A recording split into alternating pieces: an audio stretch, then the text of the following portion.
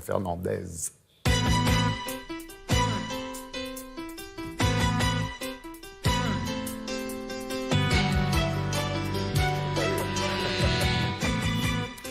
Bonjour Jean-Sébastien, on va commencer par le Bonjour, basket. Des Parisiens en forme en Coupe d'Europe, non? En tout cas, une belle soirée effectivement pour les clubs français en Coupe d'Europe. Il y avait 3 clubs français engagés. Il y en a 2 pour qui ça s'est bien passé, Strasbourg et Nanterre en Ligue des Champions. Puis en Eurocoupe, ça s'est un petit peu moins bien placé pour Limoges. On regarde d'abord les vainqueurs.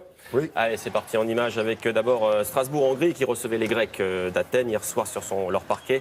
Pour le compte de la 5e journée donc, victoire courte mais précieuse, 80-78. Donc dans leur groupe, les Alsaciens sont 2e ex-aequo. Maintenant, Nanterre, vous voyez, qui également a gagné, qui s'est imposé à Bonn en Allemagne, victoire 84-62.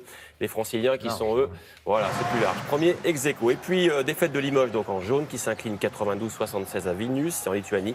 Les Limougeaux, 4e de leur groupe. On va prendre maintenant des nouvelles des Bleus. Les voici réunis à Clairefontaine.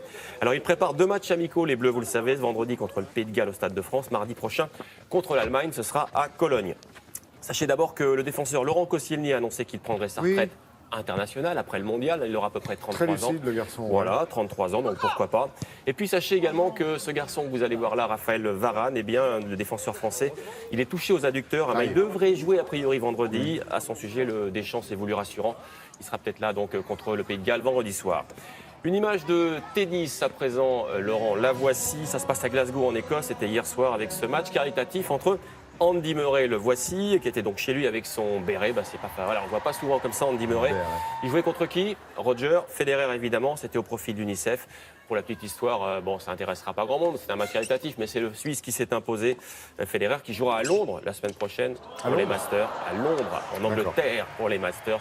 Voilà, il jouera contre Nadal notamment, avec la place de numéro 1 mondial, vous savez, qui est en jeu. La voile, il y a du monde sur l'Atlantique. Il y a plein de monde sur les océans en ce moment. Les concurrents de la Transat Jacques Vabre, évidemment, qui filent, vous avez vu, rapidement vers les Açores. Puis il y a aussi François Gabard pour le record du monde en solitaire. Les images tout de suite. D'abord, la Jacques Vabre. Avec la Jacques Vabre, les concurrents donc ici, qui ont démarré en tronc, je le disais, sont au large des Açores. À l'image de Sébastien Josse et Thomas Rouxel, ici sur Edmond de Rothschild, ils sont à peu près à 3500 milles de Salvador de Bahia, 5600 km, voilà, pour être plus complet. Et derrière eux, on trouve le Saut des Beaux, le voici de Thomas Coville, voilà, Jean-Luc Mélias. Le retard, pas important pour l'instant, 60 000 sur le leader, c'est pas grand-chose, 100 km quand même. Dans le peloton, il y a déjà quelques avaries, vous le savez, notamment Le Monchois et Stam qui ont cassé leur drisse de grand voile sur leur multi.